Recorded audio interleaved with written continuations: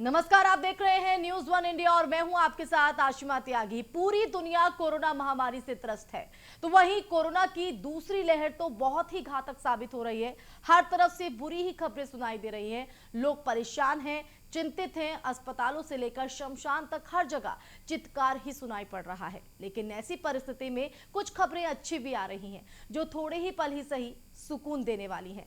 तमाम लोग इस दौरान मानवता के सजग प्रहरी बन के भी उभर रहे हैं, तो खुले मन से लोगों के लिए मदद के हाथ भी बढ़ा रहे हैं, तो कहीं किसी के लिए अपनी जिंदगी भी दांव पर लगा रहे हैं। इन्हीं खबरों पर आधारित है ये खास कार्यक्रम, बुरे वक्त की अच्छी खबर।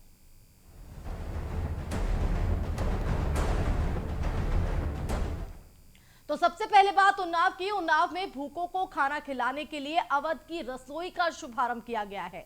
तो स्वयं सेवकों ने अवध की रसोई का शुभारंभ किया है।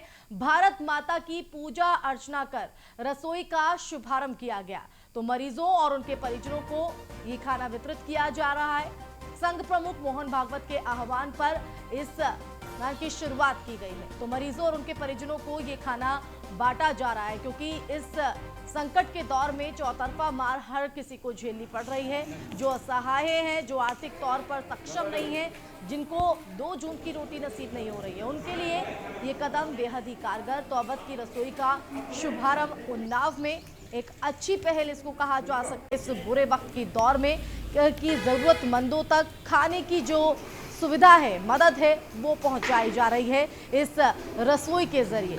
तो अवध रसोई का शुभारंभ यहां पर किया गया है। तमाम चीजों का यहां पर ध्यान रखा जा रहा है। साफ सफाई के साथ पैकिंग कर इस खाने को वितरित किया जा रहा है। और जो मरीज अस्पताल में हैं, उनके साथ तीमारदार हैं, उनको भी ये मदद दी जा रही है। तो भारत माता की पूजा अर्चना कर रसोई का शुभारंभ किया गया। मरीजों और उनके परिजनों को खाना बांटा जा रहा है।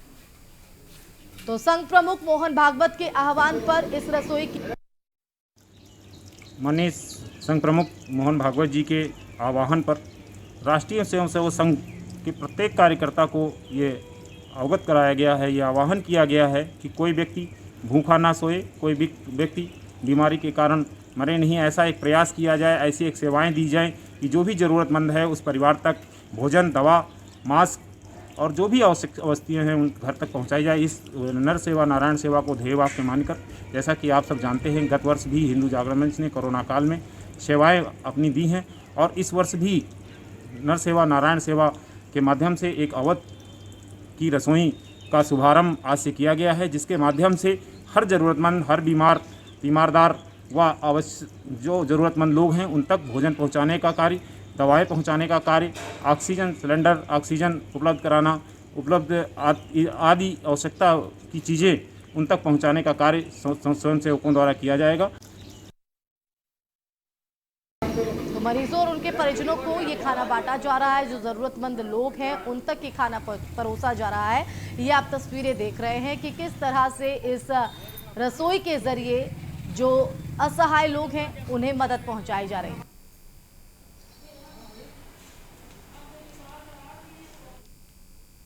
तो जहां एक तरफ इस कोरोना की महामारी और आपदा में कई लोग अवसर तलाश रहे हैं, तो वहीं रायबरेली जिले में बढ़ते कोरोना संक्रमण को देखते हुए अब गरीबों और असहायों के अंतिम संस्कार का एक समाज सेवी ने जिम्मा उठाया है, वो भी निःशुल्क। और कोरोना संक्रमण में निराश्रित और असहाय गरीबों के अंतिम संस्कार के लिए लकड़ी देने के साथ साथ इसके अलावा सामग्री की भी व्यवस्था जो है वो की जा रही है। समाज सेवी की तरफ से निःशुल्क ये तमाम जो कदम उठाए जा रहे हैं। और आज बात रायबरेली के एक शख्स की हम कर रहे हैं, जिन्होंने इस कोरोना जैसी महामारी में गरीब, निराश्रित और असहाय लोगों की मदद कर एक मिसाल कायम कर दी है। यहाँ बरेली के डलमऊ गंगा घाट के समाज सेवी श्याम सुंदर तिवारी गरीबों के अंतिम संस्कार के लिए निःशुल्क लकड़ी और सामग्री मुहैया करा रहे हैं, जिसकी जानकारी उन्होंने सोशल मीडिया पर दी है।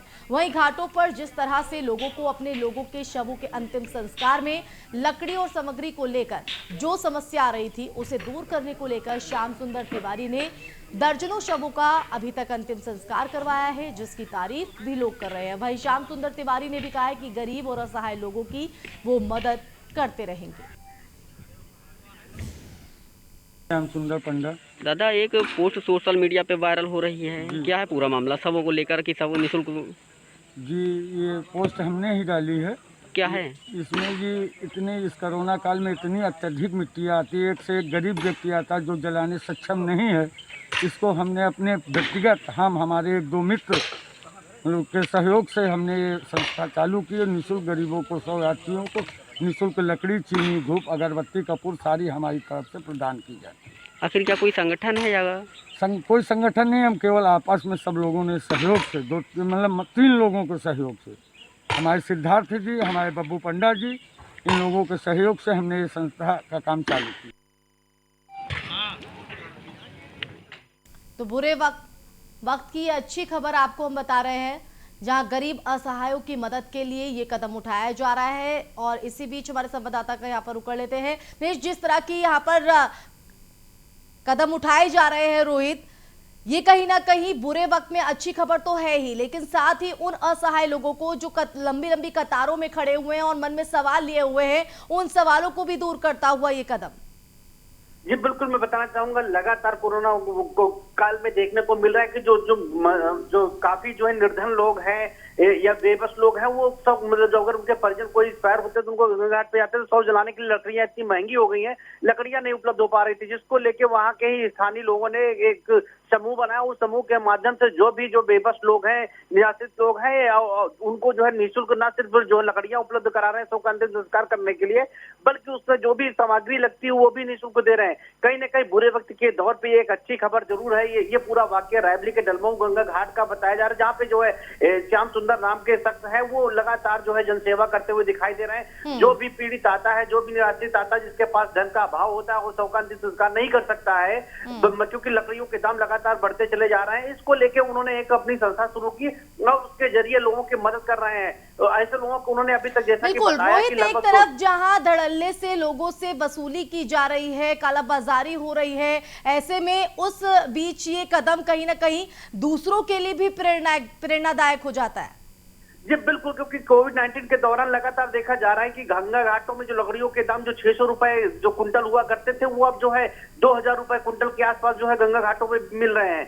जिसके बाद कई ऐसे शख्स हैं जो उनके परिवार में ट्रेजेडी होती है तो शव का अंतिम संस्कार करने के लिए जाते तो जरूर हैं, लेकिन गंगा घाट पर जब लकड़ियों की जो है दाम पूछते हैं तो उनके होश उड़ जाते हैं, उनके पास पैसा नहीं रहता है जाहिर तौर पर। और यही कदम है कि इस तरह से ये मिसाल पेश करते लोग हैं जो मदद के लिए ऐसे टाइम में आगे आ रहे हैं। बहुत बहुत शुक्रिया रोहित आपका जुड़ने के लिए, जानकारी देने के लिए। तो समाज सेवी श्याम सुंदर तिवारी ने ये कदम उठाया है, असहाय लोगों को ये मदद यहां पर दी जा रही है। भाई नोएडा में कोरोना के बढ़ते संक्रमण के बीच पुलिस एसीपी रजनीश वर्मा लगातार ग्राउंड जीरो पर उतरकर लोगों को जागरूक कर रहे हैं। एसीपी रजनीश वर्मा बच्चों को मास्क बांटते हुए नजर आए, तस्वीरें आप देख रहे हैं। इस दौरान जो लोग घरों से बेवजह बाहर निकल रहे हैं उनको भी एसीपी रजनीश वर्मा ने घरों में रहने की सलाह दी है। एसीपी रजनीश वर्मा ने पुलिस टीम के साथ क्षेत्र में पैदल गश्त भी किया और कोरोना प्रोटोकॉल का पालन करने की लोगों से अपील की है।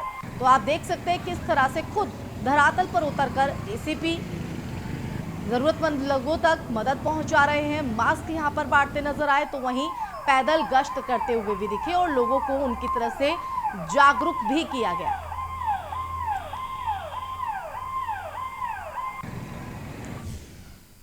और अब अगली खबर रायबरेली से, जहां पर कोरोना काल में निजी अस्पताल संचालक की दरियादिली देखने को मिली है। जहां कोविड पॉजिटिव मरीजों का अवध अस्पताल में निःशुल्क इलाज होगा, तो अस्पताल के संचालक डॉक्टर राजपूत ने कोरोना काल में ये घोषणा की है, कोविड पॉजिटिव मरीजों से नहीं लिया जाएगा इलाज का खर्चा। तो शहर के जेल रोड के पास ये अवध अस्पताल बना हुआ है, जहां पर निःशुल्क इलाज करवाया जा सकता है। तो एक अच्छी पहल यहां पर, तो शहर के जेल रोड के पास अवध अस्पताल स्थित है। कोरोना काल में निजी अस्पताल संचालक की तरफ से ये एक बड़ा कदम, इसे दरियादिली ही कहा जाएगा कि एक तरफ कोरोना के संकट से हम गुजर रहे हैं, दूसरी तरफ ऐसी तस्वीरें भी अस्पतालों से सामने आ रही है जहां पर बेइंतहा वसूली हो रही है इलाज के नाम पर। उस बीच रायबरेली के अस्पताल के संचालक डॉक्टर राजपूत दूसरों के लिए मिसाल कायम कर रहे हैं। तो निजी अस्पताल के संचालक हैं और अब उन्होंने असहाय लोग और जो जरूरतमंद लोग हैं उनको निःशुल्क इलाज की बात कही है। और अब खबर ग्रेटर नोएडा से, जहां पर ऑक्सीजन युक्त आइसोलेशन सेंटर शुरू किया गया है। तो यूपी सीडा ने 20 बेड का आइसोलेशन सेंटर शुरू किया है। औद्योगिक क्षेत्र में कोरोना संक्रमित लेबर को फ्री मिलेगी सुविधा। तो यूपी सीडा आरएम अनिल शर्मा के प्रयास से ये सेंटर तैयार हुआ है। जरूरतमंद मजदूर वर्ग के लोगों को फ्री सुविधा दी जाएगी। तो साइट 5 में प्लेटेड फैक्ट्री में ये आइसोलेशन सेंटर बनाया गया है। आइसोलेशन सेंटर की ये तस्वीरें आपको दिखा रहे हैं, किस तरह से पूरे हाइजीन का यहाँ पर ध्यान रखा जा रहा है। कोविड-19 के नियमों का भी ध्यान रखा गया है। सोशल डिस्टेंसिंग के आधार पर ही ये बेड आइसोलेशन सेंटर में लगाए गए हैं, जहां पर साफ सफाई भी आप देख सकते हैं किस तरह से इस आइसोलेशन सेंटर में दिखाई पड़ रही है। तो यूपी सीडा ने ये 20 बेड का आइसोलेशन सेंटर शुरू किया है। जो कोरोना के संक्रमण से चपेट में आ रहे हैं उनके लिए कहीं ना कहीं एक बड़ी मदद के तौर पर इसको देखा जा रहा है, ताकि जो लोग हैं वो परेशान ना हो, उन्हें वक्त पर इलाज मिल सके। और अब बात मुजफ्फरनगर की, जहां पर एमबीबीएस और एमडी डॉक्टरों ने शुरू की निःशुल्क सेवा। तो मेडिकल स्टोर ने दवाइयों पर 10% की छूट दी है। जरूरतमंद लोगों का निःशुल्क इलाज करेंगे डॉक्टर। तो केमिस्ट एंड ड्रग एसोसिएशन ने यह आह्वान किया था। एसोसिएशन ने पत्रकारों और पुलिसकर्मियों के कामों की सराहना की थी और इसी के आह्वान पर यह कदम उठाया गया है। केमिस्ट एंड ड्रग एसोसिएशन ने आह्वान किया था कि जो जरूरतमंद लोग हैं उन्हें निःशुल्क जो है इलाज दिया जाए। तो पत्रकारों और पुलिसकर्मियों की भी एसोसिएशन की तरफ से तारीफ की गई थी, सराहना की गई थी। और इसी को लेकर अब एमबीबीएस और एमडी डॉक्टरों की तरफ से मेडिकल स्टोर ने दवाइयों पर 10% की छूट दी है। तो जरूरतमंद लोगों का निःशुल्क इलाज करेंगे डॉक्टर्स। तो केमिस्ट एंड ड्रग एसोसिएशन ने इस चीज का आह्वान किया था और अब उसी पर ये कदम आगे बढ़ाते हुए, क्योंकि इस संकट के दौर में इलाज को लेकर जो मारामारी है वो देखी जा रही है। कुछ ऐसे लोग भी हैं जो इलाज के लिए सक्षम है नहीं है, और ऐसे जरूरतमंद लोगों के लिए ये जो पहल है वो की गई है। तो केमिस्ट एंड ड्रग एसोसिएशन ने आह्वान किया था जरूरतमंद लोगों तक ये मदद पहुंचाई जाए। तो मेडिकल स्टोर ने दवाइयों पर 10% की छूट दी है। तो एमबीबीएस और एमडी डॉक्टरों ने ये निःशुल्क सेवा शुरू की। देखिए, ये शहर के लिए बहुत खुशी का विषय है, क्योंकि आजकल पूरे उत्तर प्रदेश समस्त भारत में कोरोना महामारी का इतना प्रचंड रूप अपनाया हुआ है। ऐसे समय में कुछ डॉक्टर्स ओपीडी भी बंद कर दिए, लेकिन हमारे बीच डॉक्टर अमित सिंह ने इतना अच्छा कार्य किया है। मैं तहे दिल से इनका आभार व्यक्त करता हूं, क्योंकि ये सरकारी सेवाएं भी दे चुके हैं, इसलिए इसका इनको महत्व भी पता है। सरकारी सेवाएं देने के बाद अपने आ रहे हैं, एमबीबीएस एमडी होने के बावजूद भी चिकित्सक का फर्ज निभा रहे हैं। आगे भी मैं और भी डॉक्टर से अनुरोध करूँगा कि डॉक्टर साहब से लेके डॉक्टर साहब से कुछ देख के वो भी सामने। मैं डॉक्टर अमित कुमार सिंह, और ये जो पहल है जनमानस की सेवा को प्राथमिकता में रखते हुए और कोरोना महामारी से जो लोग लड़ाई लड़ रहे हैं उनको इस लड़ाई में मेरा कुछ योगदान हो जाए। जो प्राथमिक स्वास्थ्य सेवाओं से दूर हैं लोग, जिनको प्राथमिक चिकित्सा भी नहीं मिल रही और स्थिति गंभीर बन जाती है, उनके लिए मेरी जो सेवा है वो निःशुल्क है। पत्रकार भाई बंधु, पुलिसकर्मी, उनके लिए मेरी निःशुल्क सेवा है। जानसठ रोड अलमासपुर चौराहे के पास भारत हॉस्पिटल पर ये सेवाएं दी जाएंगी।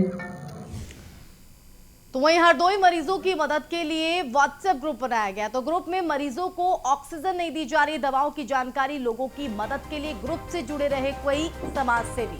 तो हरदोई कोरोना वॉरियर्स ग्रुप में लोगों को ये जानकारी दी जा रही है। तो ये व्हाट्सएप ग्रुप यहाँ पर बनाया गया है। लोगों की मदद के लिए व्हाट्सएप ग्रुप बनाया गया है, जिसके जरिए समाज सेवी जुड़ रहे हैं। हरदोई कोरोना वॉरियर्स ग्रुप में लोगों को ये जानकारी दी जा रही है। तो मरीजों की मदद के लिए ये व्हाट्सएप ग्रुप बनाया गया है। हरदोई की पूरी आपको हम खबर बता रहे हैं। ग्रुप में मरीजों को ऑक्सीजन दवाओं की जो जानकारी है वो दी जा रही है। लोगों की मदद के लिए ग्रुप से लोग जो है समाज सेवी वो जुड़ रहे हैं। मेरा नाम ऐश्वर्य प्रताप सिंह है, संस्थापक सदस्य कोरोना वॉरियर्स हरदोई। ये जो हमारा संगठन है कोरोना वॉरियर्स हरदोई, इसका मुख्य उद्देश्य लोगों को ऑक्सीजन की सप्लाई करना है। हम लोगों ने ये काम जनसेवा में चालू किया था इसमें बहुत से हमारे जो सदस्य हैं, जो हम लोग के साथ टीम वर्क कर रहे हैं, जो हम लोग सभी में किसी न किसी तरीके से अपना योगदान दे रहे हैं, उनमें से बहुत लोगों ने अपने परिजनों को या किसी अपने करीबी को इस त्रासदी में खोया है। और ज़्यादातर के साथ समस्या यही थी कि उनको ऑक्सीजन समय से नहीं मिल पाया, इस कारण उनकी मृत्यु हो गई। तो इसी समस्या को लेकर हम सब लोग एकजुट होकर हम लोगों ने ये प्रण लिया कि अपने हरदोई में अपने लोगों को जितना भी हो सकेगा, जो भी हो सकेगा, हम लोग सहयोग करेंगे। तो यहाँ से हम लोग अपने ही खर्चे पे यहाँ से गाड़ी भेजने लगे, जिसमें हम लोग यहाँ से लोगों को खाली सिलेंडर्स को भेजते थे। और जो आपका हमीरपुर में प्लांट है, रिमझिम इस्पात प्लांट, वहाँ से हम लोग इसको निःशुल्क रिफिल करवा के यहाँ पे निःशुल्क दिया करते थे। और अब खबर फिरोजाबाद से, जहां पर कोरोना काल में उद्योगपति का सराहनीय प्रयास देखने को मिल रहा है। मुकेश बंसल ने मेडिकल कॉलेज को दान किए 15 ऑक्सीजन कंसंट्रेटर। ऑक्सीजन बैंक की शुरुआत भी कर चुके हैं Mukesh Bansal. Glass exporter union के अध्यक्ष हैं मुकेश बंसल टॉनी। तो ऑक्सीजन बैंक की शुरुआत भी वो कर चुके हैं, क्योंकि ऑक्सीजन की जिस तरह से किल्लत है, उस बीच जिस तरह से वो एक के बाद एक कदम उठा रहे हैं, ये बेहद सराहनीय है। कोरोना काल में उद्योगपति का ये सराहनीय प्रयास जो है वो देखने को मिल रहा है। मुकेश बंसल ने मेडिकल कॉलेज को 15 ऑक्सीजन कंसंट्रेटर दिए हैं। इससे पहले ऑक्सीजन बैंक की भी शुरुआत कर चुके हैं मुकेश बंसल। जाने माने उद्योगपति हैं, ग्लास एक्सपोर्टर यूनियन के अध्यक्ष हैं मुकेश बंसल। और उनकी तरफ से इस संकट के दौर में जो कदम उठाया जा रहा है वो बेहद सराहनीय है, दूसरों के लिए भी एक प्रेरणा यहाँ पर। तो ऐसे दौर में जो लोग मदद कर सकते हैं, उन्हें मदद के लिए अपने हाथ आगे बढ़ाने चाहिए। और इसी कड़ी में उद्योगपति की तरफ से ये मुकेश बंसल ने एक अच्छा कदम उठाया।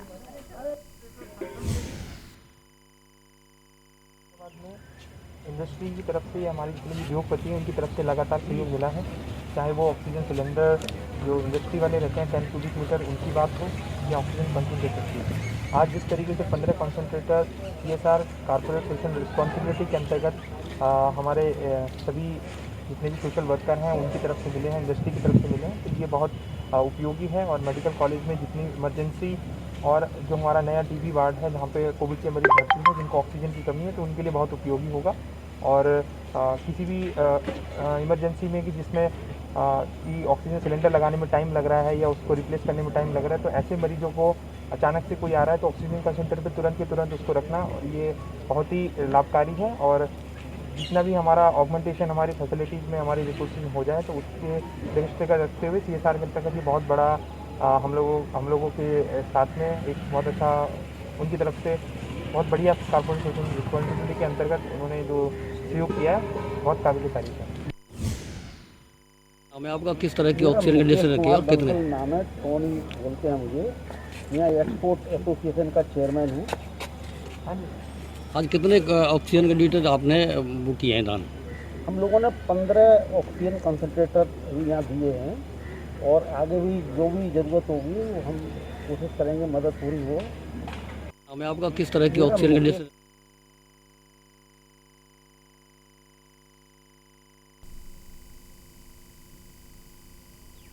तो ऑक्सीजन बैंक की शुरुआत कर चुके हैं मुकेश बंसल और अब उन्होंने एक और महत्वपूर्ण कदम इस संकट के दौर में उठाया है ताकि जरूरतमंदों तक जो मदद है वो पहुंचाई जा सके।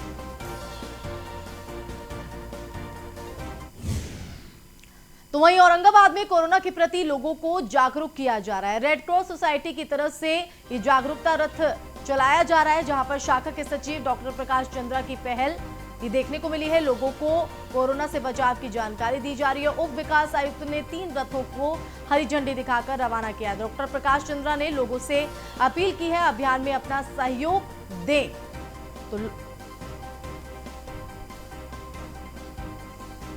तो विकास आयुक्त ने 3 रथों को हरी झंडी दिखाकर रवाना किया है, जो लोगों को जागरूक कर रही है।